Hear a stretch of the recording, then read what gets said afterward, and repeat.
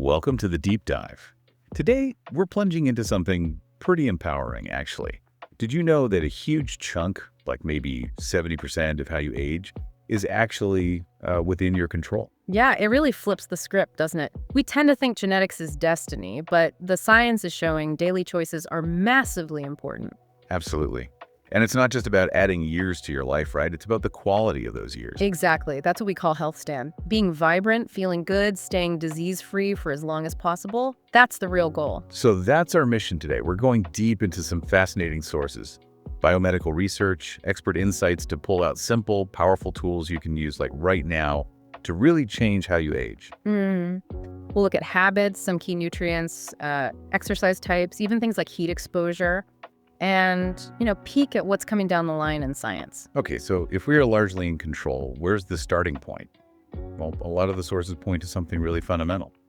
Movement, or maybe the lack of movement. Right. It's getting framed now almost as a disease in itself, being sedentary.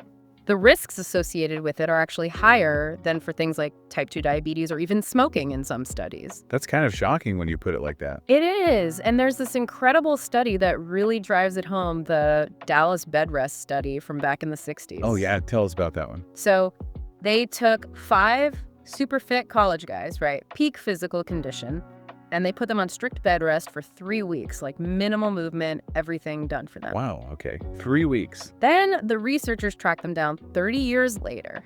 And get this, those 3 weeks of doing nothing had a worse impact on their cardiorespiratory fitness, their VO2 max, than 30 years of normal aging. No way. 3 weeks versus 30 years. Exactly. It's just a stunning example of how quickly your body deconditions without that stimulus of movement. So that really highlights this VO2 max thing. Why is that specific metric so important? Well, VO2 max is basically how efficiently your body can take in oxygen and deliver it to your muscles during exercise. And it turns out it's one of the absolute best predictors of longevity we have. Right. People with a high VO2 max, they live on average about 5 years longer. And maybe even more importantly, they're around 80% less likely to die from all sorts of common causes: heart disease, cancer, respiratory problems. 80%, that's huge. It's massive. It suggests that optimizing this one thing, your body's energy engine, could have a bigger impact than almost anything else you can control. That's really motivating. You don't need to be some kind of elite athlete. Right? Not at all. The research is pretty clear. Even just moving from being in the low bad category of fitness up to low normal can add a couple of years to your life expectancy. So small improvements make a real difference. Definitely. Think of it like this. VO2 max naturally goes down as we age, right? So if you start low, eventually everyday tasks start feeling like maximal efforts. It's like carrying groceries up the stairs. Yeah, exactly. That takes about, say, 11 milliliters of oxygen per minute per kilogram. If your max capacity drops close to that, suddenly just living your normal life becomes really hard. Your quality of life plummets. That's the health span shrinking. Okay, so sedentary is bad, movement is good. But how should we move? The sources seem pretty specific about this. Yeah, they really emphasize vigorous intensity exercise for boosting that VO2 max effectively. We're talking getting your heart rate up to around 80% of its max, where you're breathing hard enough that you really can't hold a conversation. Why is that intensity so critical? A lot of guidelines focus on moderate exercise. Moderate is definitely good for overall health, but for improving VO2 max significantly, it might not be enough for many people. One study found that up to 40% of people doing 2.5 hours of moderate activity a week didn't see much change in their VO2 max. Interesting. So you need that extra push. It seems so. That's where things like high-intensity interval training or HIIT come in. They're really effective. Okay, like what kind of protocol? Well, there's the Norwegian 4x4. It's often called the gold standard. You go hard for 4 minutes, think running, cycling hard, rowing, then recover for 4 minutes and repeat that 4 times. Okay, 4x4. Sounds tough but efficient. It is. Another great one, especially if you're short on time, is 1 minute on, 1 minute off.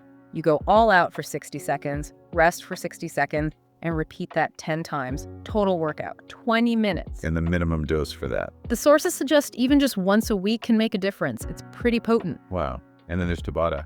Yeah, Tabata's even shorter, more intense bursts. 20 seconds all-out effort, 10 seconds rest, repeat 8 times. Usually you do maybe 2 rounds of that for a really short, 10-minute workout. Maximum bang for your buck, really. But it's not just about the fitness numbers, is it? There are deeper benefits. Oh, absolutely. The impact on the heart itself is pretty remarkable. There was a study looking at sedentary 50-year-olds. They did a 2-year progressive exercise program, including 1 or 2 sessions of that Norwegian 4x4 style workout each week. And what happened? Their hearts structurally changed. They basically reversed about 20 years of aging in their hearts. They looked and functioned more like the hearts of 30-year-olds. 20 years younger. That's incredible. How does that even work? Well, part of it is about clearing glucose, sugar from your system more effectively. There's this process called glycation. Think of it like your tissue slowly getting caramelized by excess sugar. It makes things stiff, especially the heart.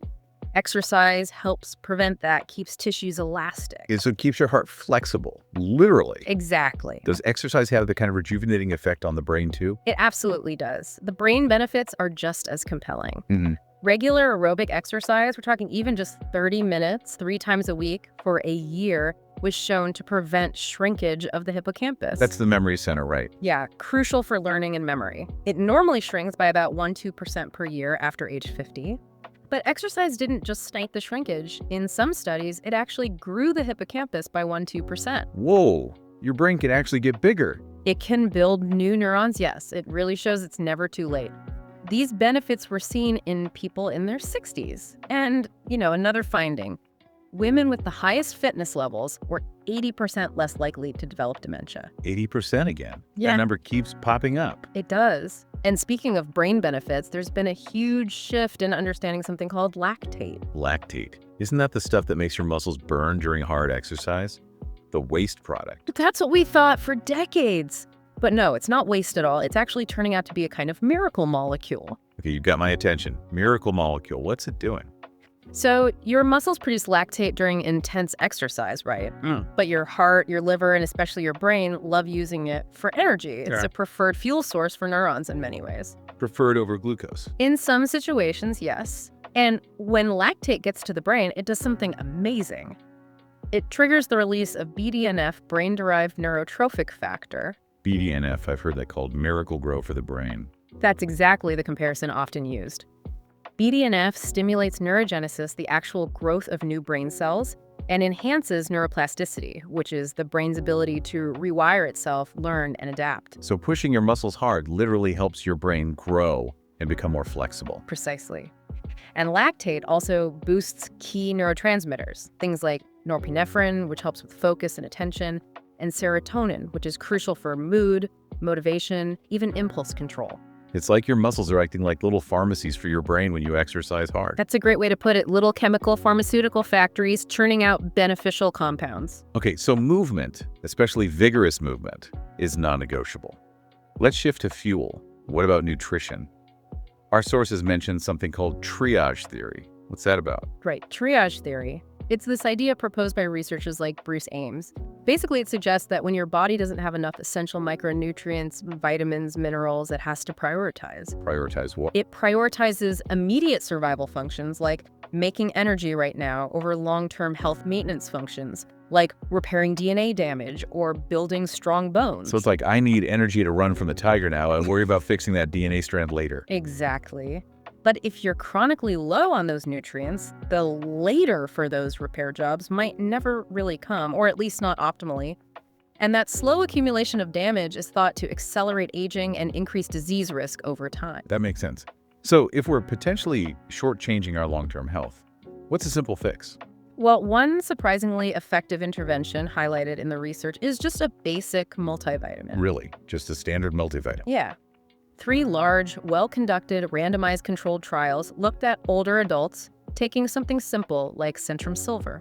They found significant improvements in cognition, memory, and processing speed. The effect was estimated to be like turning back the clock on memory aging by about 5 years. 5 years just from a multivitamin. That's impressive.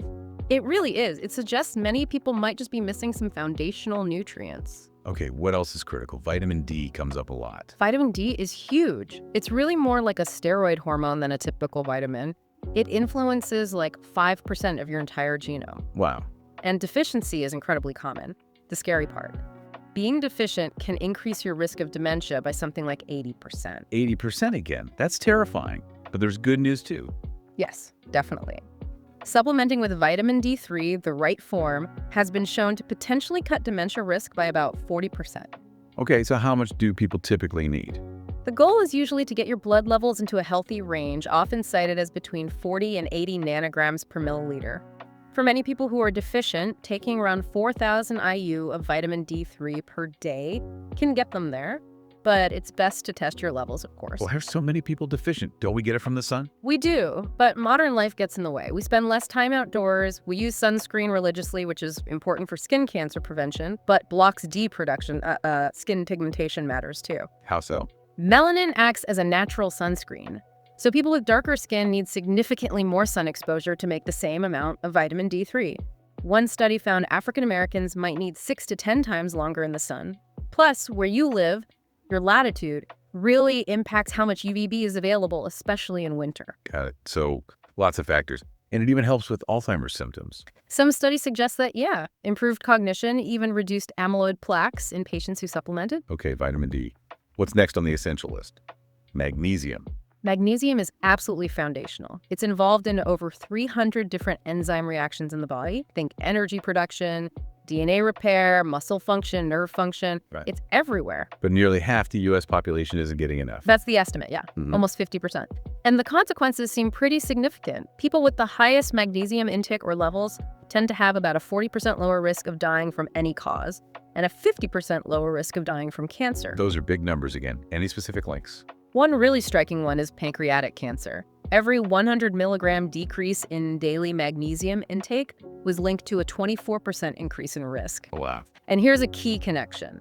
You actually need magnesium to convert vitamin D into its active hormone form in the body. So they work together. Where do we get magnesium easily? Best food sources are dark leafy greens, kale, spinach, chard. Magnesium is actually right at the center of the chlorophyll molecule, the green pigment in plants. Nuts, seeds, whole grains are also good sources, and supplements, of course. It's amazing how these basic minerals are so powerful.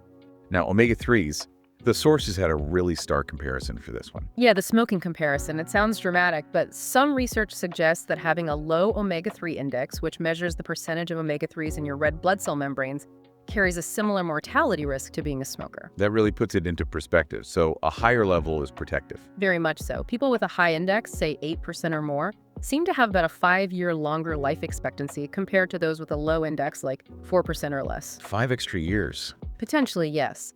And a major Harvard study actually pinpointed not getting enough omega-3 from seafood as one of the top 6 preventable causes of death in the U.S. Preventable. So what are the main benefits beyond just living longer? Omega-3s, particularly EPA and DHA from marine sources, are crucial for resolving inflammation throughout the body. They're also strongly linked to brain health, improving mood, and potentially helping with depression. So eat more fish like salmon. Salmon is great, yeah. But there are concerns sometimes about mercury and microplastics in fish these days. So high-quality, purified fish oil supplements are often recommended as a reliable way to boost your levels. Around 1 to 2 grams of combined EPA and DHA per day can make a big difference to your index. Good to know. And there was a specific point about choline for pregnancy. Yes, a really interesting finding. A study compared pregnant women getting a standard amount of choline versus a higher amount, about 930 milligrams versus 480. And the outcome? The children of the mothers who got more choline scored significantly higher on cognitive tests later on. It suggests choline is really critical for brain development in utero. Wow, that's vital information for expecting parents. No. Okay, let's move into some broader dietary strategies. The ketogenic diet comes up specifically for brain health. Right. So when you drastically reduce carbs and go keto, your body starts burning fat for fuel and produces ketone bodies, like beta-hydroxybutyrate or BHB. And the brain likes ketones. It seems to, yeah. They're a very efficient fuel source for neurons. Plus, using ketones frees up glucose to be used in other pathways, like one that produces glutathione. Glutathione. That's the brain's main antioxidant, right? Exactly. So ketosis might help protect the brain from oxidative stress and inflammation. And interestingly, like lactate, ketones also seem to act as signaling molecules, boosting that brain growth factor, BDNF. So multiple potential brain benefits there. Yeah, rodent studies suggest it can extend health span, especially brain health. But it's not for everyone, and you definitely need to approach it carefully and monitor how you feel. Makes sense. What about fasting or time-restricted eating? Is that just about cutting calories? Not entirely.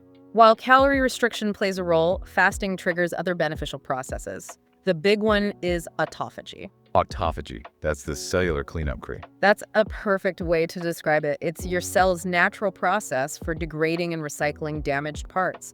Old proteins, worn-out mitochondria, cellular junk. And fasting kicks this into high gear. Yes, particularly when you've been fasting long enough to deplete your liver's stored glycogen, maybe around 12 hours or so. Autophagy ramps up. This cleanup is thought to be really important for preventing the buildup of aggregates, like the plaques seen in brain diseases or issues in the cardiovascular system. So it's like hitting a cellular reset button. Any other benefits to, say, eating in a shorter window? Yeah, studies on time-restricted eating, like an 18-hour fast with a 6-hour eating window, show it can improve things like insulin sensitivity and blood pressure even better than just cutting the same number of calories spread throughout the day. Interesting. So when you eat matters. It seems to. And there's a simple tip for sleep, too. Try to stop eating at least 3 hours before bed. It can really improve sleep quality for many people. Good practical advice. Any downsides to fasting? The main concern is potentially losing muscle mass if you're not careful. So the sources stress getting enough protein daily. Aim for maybe 1.2 to 1.6 grams per kilogram of your body weight. And definitely keep up with the resistance training if you're incorporating fasting. Right, preserve that muscle. Okay, hitting some superfoods mentioned. Dark leafy greens. Absolutely. Kale, broccoli, spinach. They're packed with magnesium, folate, vitamin K1, plus compounds like sulforaphane precursors, which are amazing for boosting antioxidants like glutathione in the brain and helping detoxify pollutants. Blueberries too. Yep, blueberries are polyphenol powerhouses. Studies show they can improve cognition. Even just a cup a day seems to help. Salmon we mentioned for omega-3s. Olive oil. Extra virgin olive oil specifically, rich in beneficial polyphenols linked again to better cognition, memory, and heart health markers. Okay, let's switch gears a bit to something maybe less obvious environmental factors. Microplastics and chemicals like BPA. Yeah, this stuff is kind of pervasive and a bit concerning when you dig into it, like your takeaway coffee cup. That paper cup is usually lined with a thin layer of plastic. Right. When you pour hot coffee in there, that plastic can leach chemicals like BPA into your drink. One study suggested it happens 55 times more readily with hot liquids. 55 times. Yeah. What about tea bags? Many tea bags, especially the fancier pyramid-shaped ones, are actually made of plastic polymers like nylon or PET. Brewing them releases billions of microplastic particles and nanoparticles into your teeth. Billions in one cup. Yeah, the numbers are staggering. And canned goods? I thought cans were metal. They are, but they're almost always lined with an epoxy resin, often containing BPA, to prevent the metal from reacting with the food. Studies found BPA levels in canned soup could be like 1,000% higher than in soup from a glass jar. 1,000%. And even if they switch from BPA. Often they switch to similar chemicals like BPS, bisphenol S, and emerging research suggests it might be just as harmful as an endocrine disruptor. Okay, so cans, paper cups, plastic tea bags. What about glass bottles? Are they safe? Glass itself is inert, which is great. But some sources mention that even the paint or coating on the lids of some glass bottles can contain plastic and potentially fling off microplastics into the contents, though these tend to be larger particles, maybe less easily absorbed. So what's the main takeaway here? Avoid plastic contact with food and drink, especially when heated. That seems to be the prudent approach, yeah. Bring your own reusable glass or stainless steel mug for coffee or tea. Choose glass jars over cans when possible. And interestingly, some animal research hints that getting enough dietary fiber might help a bit by potentially binding to microplastics in the gut and helping excrete them. Fiber to the rescue, maybe. Yeah. Okay, now there's another environmental link that was genuinely shocking. Pesticides and Parkinson's disease risk near golf courses. Yeah, that was a recent study, I believe, from 2025 that found people living within a mile of a golf course had a 126% higher risk of developing Parkinson's. Over double the risk. What's the connection? The strong suspicion falls on pesticides commonly used on golf courses like rotenone and paraquat. These are known mitochondrial toxins. They damage the energy-producing parts of our cells. In animal models, exposure to these chemicals can actually induce Parkinson's-like symptoms. And the worry is water contamination. That's the primary concern, yeah. That these chemicals could potentially leach into the groundwater and affect nearby residents. So if you live near a golf course, what can you do? The main recommendation from the sources is to invest in a high-quality water filter, something robust like a reverse osmosis system, to try and remove potential contaminants from your drinking water. Okay, good advice. Let's move into our final segment, looking a bit more performance and maybe future-forward stuff. Hmm. Creatine usually thought of for muscles, but the brain benefits seem really interesting. They really are. Creatine is getting a lot more attention for cognition now. So, the standard 5 grams a day dose is mostly for saturating your muscles. But studies show that higher doses, like 10 grams a day, can actually increase creatine levels in the brain. And what does that do for the brain? Creatine basically helps your brain recycle energy faster. It helps regenerate ATP, the main energy currency of the cell. This seems particularly beneficial when the brain is under stress. Like how? Get this. Studies using even higher doses, like 20 or 25 grams, found it could significantly blunt the cognitive decline caused by, say, 21 hours of sleep deprivation. People performed better on cognitive tasks than they normally would have if they were well rested, but without the creatine boost. Wow. So it makes your brain more resilient to stress. Exactly. Lack of sleep, high mental workload, maybe even situations like depression or neurodegenerative diseases where brain energy metabolism might be impaired. That's where creatine seems to really shine. That explains why vegans and vegetarians often report such big benefits, right? Since they don't get it from meat or fish. Yeah, they often notice significant improvements in energy levels, mental clarity, sometimes even needing less sleep. What about the downsides people worry about? Hair loss, water weight. The hair loss link is largely based on one older, small study with rugby players. A much more recent, larger randomized trial from 2025 found no significant difference in hair loss markers between creatine and placebo groups. As for water weight, there might be a slight initial gain, maybe a couple of pounds as muscles pull in a bit more water, but it's generally minor. Good to debunk those myths. Any other emerging research? Yeah, a couple of really interesting recent findings. One large observational study from 2025 linked higher creatine intake to about a 14% reduced risk of developing cancer overall. And a pilot study showed cognitive improvements in patients with Alzheimer's disease taking creatine. Still early days, but very promising. Very cool. Okay, last topic. Saunas, deliberate heat exposure. How does sitting in a hot room improve health? It's pretty fascinating, actually. The effects are quite broad. For instance, on mood. One study used an infrared heat bed combined with therapy for depression. They saw a huge antidepressant effect, like a 16-point drop on the Hamilton scale. And incredibly, the benefit from a single heat treatment lasted for 6 weeks. 6 weeks from one session. That's remarkable. What about long-term physical health? Really significant findings there, too. Regular traditional sauna use, think hot Finnish-style sauna, around 175, 180 degrees Fahrenheit for about 20 minutes done 4 to 7 times a week, was associated with around a 50% lower risk of dying from cardiovascular causes and a 40% lower risk of dying from any cause compared to using it only once a week. 50% lower heart risk, 40% lower overall mortality. Those are massive reductions. How is it working? In many ways, sauna bathing mimics the effects of moderate intensity aerobic exercise. How so? It raises your core body temperature significantly. This causes your heart rate to increase, your cardiac output goes up, blood vessels dilate to improve blood flow to the skin to cool you down. Many of the same physiological responses you get from a brisk walk or a light jog. So it's like a passive cardio session in a way? Kind of, yeah. And interestingly, it seems to have an additive effect with exercise. If you exercise and use the sauna regularly, you might see even greater improvements in things like VO2 max, cholesterol levels, and blood pressure compared to just doing one or the other. So they complement each other. Any other benefits? Yeah, saunas seem to increase certain growth factors like IGF-1, which has links to memory and learning. They can improve stress resilience, possibly through hormesis, that idea of a beneficial stressor making you stronger.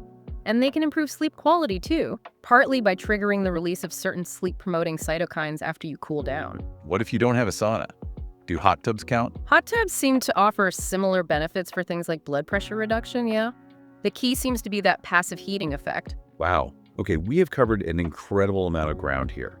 From just how critical movement is, especially that vigorous kind, to the power of basic nutrients like vitamin D and magnesium, specific dietary approaches, hidden environmental things, and even heat. It's a lot, but the core message that runs through all of it is really about empowerment, isn't it? So much of our long-term health, our health span, our cognitive function as we age is actually influenced by these daily choices we make. Yeah, it's not about perfection, right? Yeah. But understanding that these simple tools, moving intensely sometimes, eating nutrient-dense foods, maybe adding a few key supplements, being mindful of exposures, maybe using heat, they can have a profound impact. Absolutely. It shifts the perspective from aging being this inevitable decline to it being a process we can actively shape and influence, maybe even reverse in some aspects, like we saw with the heart aging study. Which leaves us with a final thought, really. If we do have this much control, what opportunities are we missing by just accepting getting older as is? What's one small change, based on everything we've talked about, that you, listening right now, could make today that might genuinely redefine your future health?